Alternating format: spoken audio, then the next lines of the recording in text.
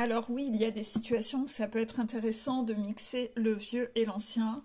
Ma jupe qui date de cette année et mon pull qui date d'environ 10 ans. Vous voyez? Et par contre, il y a des situations où il ne fait pas bon de mélanger le vieux et l'ancien. Car ce matin, mon fils m'a dit Maman, je n'ai plus de petits pains au chocolat car il en reste qu'un et il est moisi. Et j'ai commis en effet une erreur, c'est que la dernière fois que j'en avais racheté, il en restait un plus ancien et je l'ai laissé dans la boîte et j'ai mélangé les nouveaux en remettant l'ancien au-dessus. Mais mon fils a pris tous les nouveaux et il a finalement mis celui-là de côté. Et celui-là qui a été mis de côté, finalement, a moisi. Il aurait pu même tout faire moisir dans la boîte. Comme dans les corbeilles de fruits, quand vous mélangez un fruit pourri avec des fruits sains, le fruit pourri va contaminer les autres. C'est un peu pareil pour vos relations. Parfois, de rester trop longtemps au contact d'une personne pourrie, toxique, cette personne va vous contaminer. Vous allez finir par adopter des mécanismes qu'elle a, être un peu en mimétisme avec elle. Voilà. Et ça, vous allez adopter des mécanismes dans votre façon de communiquer, etc. Moi, je détecte souvent ça en coaching. Quand vous avez grandi avec des parents toxiques et qu'après vous avez vécu avec des amis, un couple, vous êtes resté dans un couple toxique, votre normalité de ce que vous avez connu autour de vous, c'était de n'avoir connu que des personnes toxiques. Et en général, quand on a grandi dans une famille dysfonctionnelle où l'un des parents était toxique, on s'est un peu habitué à ça et on n'a pas trop fait attention à qui on laissait rentrer dans sa vie. Ça ne nous a pas alerté. Les red flags, on ne les a pas trouvés choquants puisque soi-même, chez soi, ça fonctionnait comme ça. C'est pour ça que souvent, quand on a grandi avec des parents toxiques, on va s'entourer d'amis qui seront toxiques et on se mettra en couple avec quelqu'un de toxique. On ne verra pas trop la différence. On a été habitué. Ou si les parents avaient un niveau de toxicité là et que le conjoint avait une toxicité là, on estime que comme c'est moins, c'est déjà bien. C'est pas toxique de ce fait-là puisque c'est moins. Parce que j'ai déjà connu pire. Vous savez toujours cette vidéo avec la main dans le feu. Ça va, ça a déjà été pire. Voilà. Et donc en fait, vous pensez que ça... Parce que c'est ici, au niveau toxicité, que c'est sain. Pas du tout. En fait, si vous sortiez de votre secte familiale, votre cercle très fermé, que vous alliez au contact du monde qui est différent, eh bien, en fait, vous vous rendriez compte que finalement, déjà ça, c'était déjà toxique, en fait. Et que c'était pas parce que c'était moins que là que ça ne l'était pas. Et bien, en fait, ça, c'est un peu le piège dans lequel beaucoup de gens vont tomber. Et inévitablement, quand vous avez vécu longtemps au contact de personnes toxiques, ben en fait, moi, je me rends compte en coaching que beaucoup de gens vont se mettre à parler comme eux. Donc, vous avez des mécanismes toxiques de communication ou vous n'avez pas assez regardé les diapositives sur le pervers narcissique, c'est dommage. Pas assez les diapositives sur les blessures, car dans toutes ces diapositives-là, il y a plein de mécanismes toxiques qui sont référencés et si vous les lisiez, non pas en étant que focalisé dans le tu qui tue, cette semaine on travaille beaucoup dans le tu qui tue, mais aussi avec une analyse du jeu de l'humilité, et bien dans ce jeu de l'humilité, vous auriez vu que zut, ça, je le fais aussi, merde, je ne savais pas que c'était un mécanisme toxique, vite, je vais donc arrêter de le faire. Je viens d'apprendre que c'était toxique. Oh, ben j'arrête. Voilà, remise en question. Jeu de l'humilité. Et c'est ainsi qu'on se corrige sur ses propres parts de toxicité.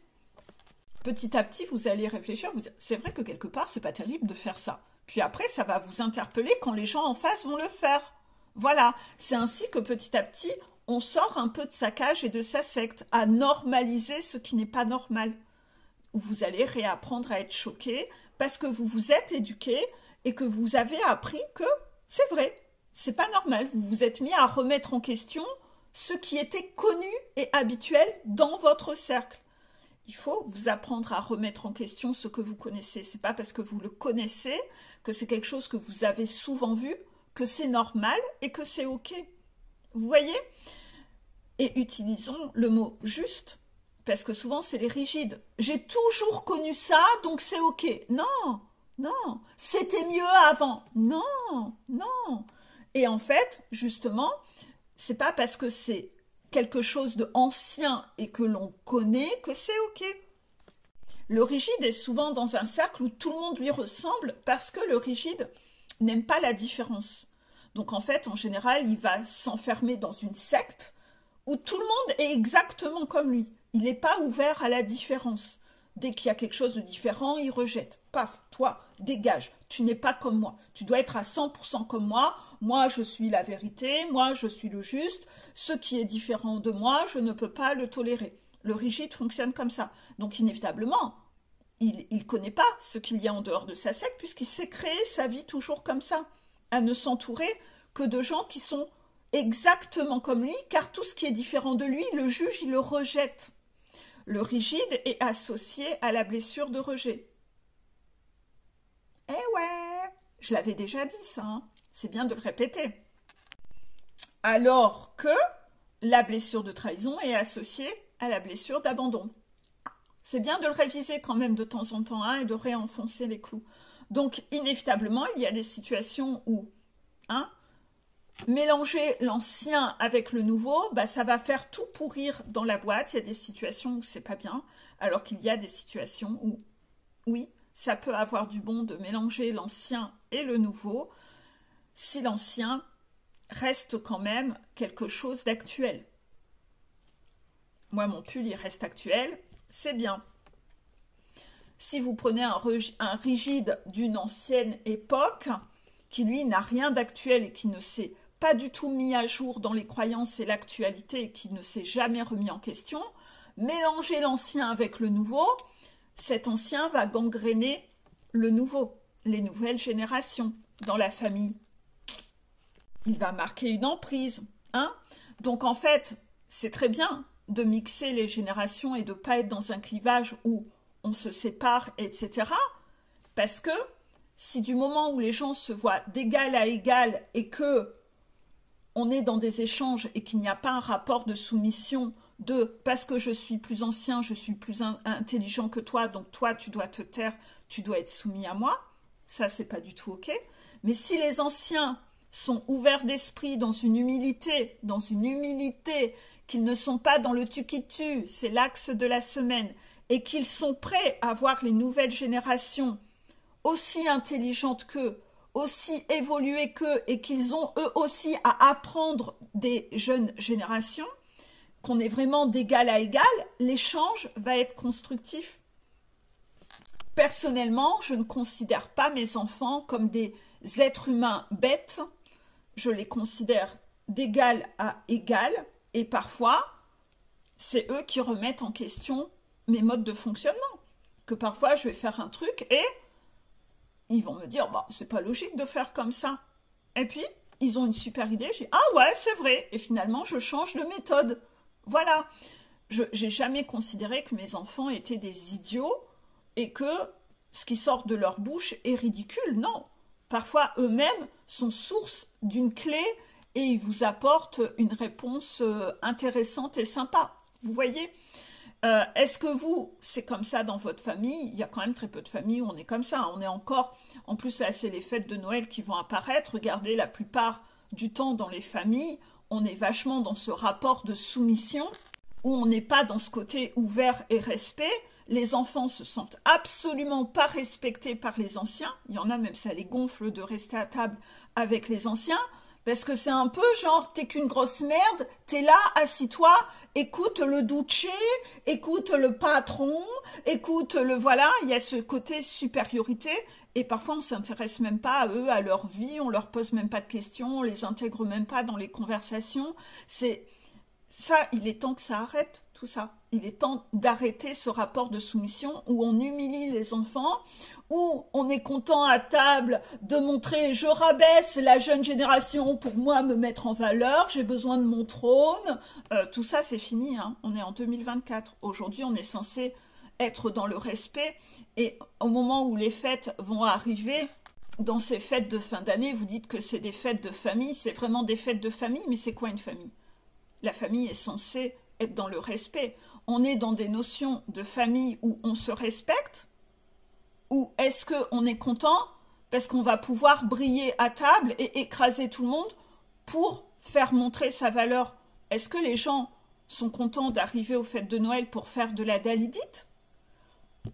Pour faire son show à table? Ou vraiment parce qu'ils sont dans le partage? C'est quoi vos valeurs à vous? Moi, je les connais, les miennes. Moi, là-dessus, il n'y a aucun souci. Mais vous, elles sont où les valeurs? Vous avez quelles valeurs? Et on partage quoi comme valeurs dans votre famille? À cogiter. C'est pas pareil dans toutes les familles. Il y en a certaines où c'est quand même pas joli joli. C'est pas terrible terrible. Donc essayez de regarder comment dans votre famille s'est mixé l'ancien et le nouveau. Il y a beaucoup de choses à cogiter. Soumission ou partage? Rapport, soumission, où on écrase l'autre ou on est d'égal à égal? On est dans le respect et l'humilité ou on a un ego démesuré? À cogiter. Belle journée. D'ailleurs, si vous êtes cohérent dans ce portail de la cohérence, vous devez bien voir qu'il y a plein de notions où vous estimez que c'est bien de faire autrement qu'avant. Donc vous ne pouvez pas prôner que c'était mieux avant. On est des êtres d'évolution. Soyez dans cette humilité d'accepter que nous sommes des êtres d'évolution. Qu'on est toujours dans une démarche de chercher à faire mieux et à s'améliorer. Qu'on tire des leçons de nos erreurs. Si vous regardez un peu comment avant on a été... on a eu des comportements hyper excessifs. Aujourd'hui, on est obligé de mettre l'écologie quand même, d'en tenir compte, en fait. La façon dont on fonctionnait avant n'était pas bien, c'était excessif. On n'avait pas connaissance à suffisamment des dégâts que cela engendrait. Aujourd'hui, on essaye de faire mieux.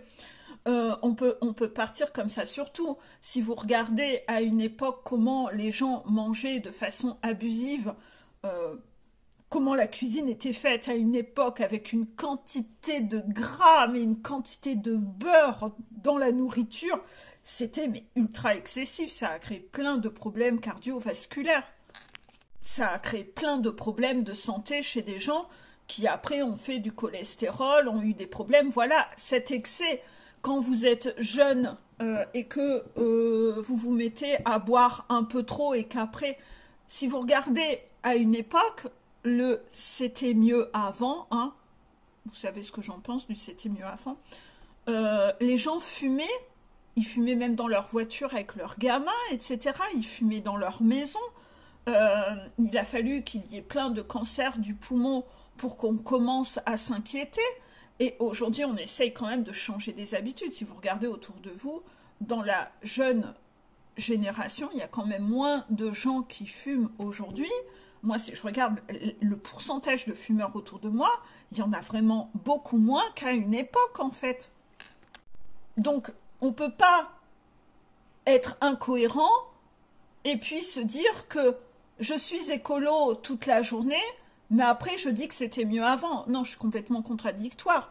Parce que si je regarde les choses en face, je suis écolo, ça veut dire que j'ai certaines notions où avant les gens ne se comportaient pas correctement, mais c'était pas que sur ça, c'était sur beaucoup de choses. Et c'était pas parce qu'ils étaient abrutis ou parce qu'ils étaient bêtes ou qu'ils étaient cons, ces gens-là. C'est juste que l'intérêt, l'état d'esprit n'était pas le même et on était moins tracassé par certaines choses, en fait. Les priorités étaient mises sur d'autres choses parce qu'il y avait d'autres problématiques qui n'étaient pas là à l'époque, on ne se rendait pas compte d'eux. C'est au fur et à mesure où les problèmes tombent que ça occasionne des prises de conscience. Ce n'était pas non plus parce qu'ils étaient bêtes ou abrutis.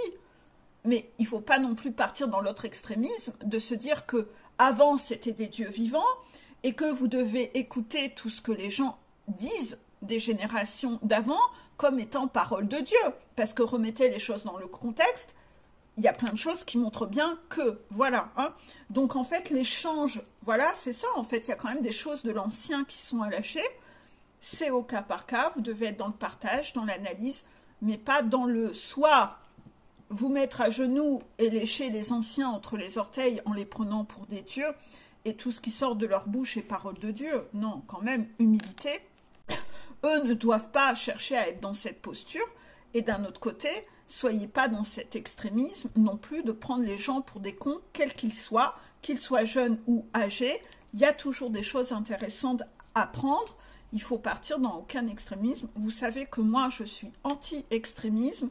Je suis anti-tout blanc, anti-tout noir. Je prône la nuance de gris.